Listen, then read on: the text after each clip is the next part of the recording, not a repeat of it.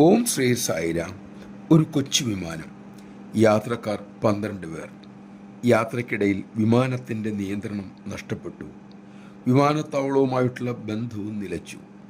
താഴത്തേക്ക് വിമാനം കൂപ്പുകുത്തിക്കൊണ്ടിരുന്നു. ഭഗവാന്റെ ഭക്തനായ അശോകൻ അതിലുണ്ടായിരുന്നു. അദ്ദേഹം മനസ്സിൽ തീവ്രമായി ഭഗവാനോട് പ്രാർത്ഥിച്ചു, സ്വാമി, ഞങ്ങളെ എല്ലാവരെയും രക്ഷിക്കണേ, വേറെ ആരുമില്ല തുണയ്ക്ക്.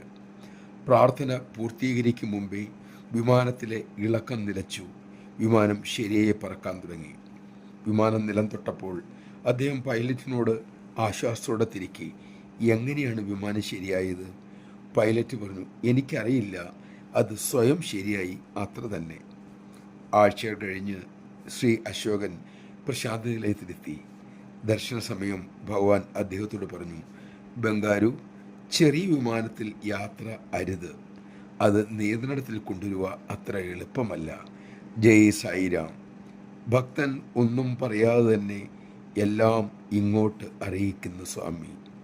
ഭഗവാന്റെ തൃക്കരം എത്തുകയില്ലാത്ത ഇടം ഇല്ലെന്നറിയുക. നാം സദാ ആ ചെറുകിൻ കീഴിൽ സുരക്ഷിതരാണ് എന്ന സത്യം നമുക്ക് നമ്മെ തന്നെ ഓർമ്മിപ്പിക്കാം, ഉറപ്പിക്കാം. നമുക്കത് സാധിക്കട്ടെ.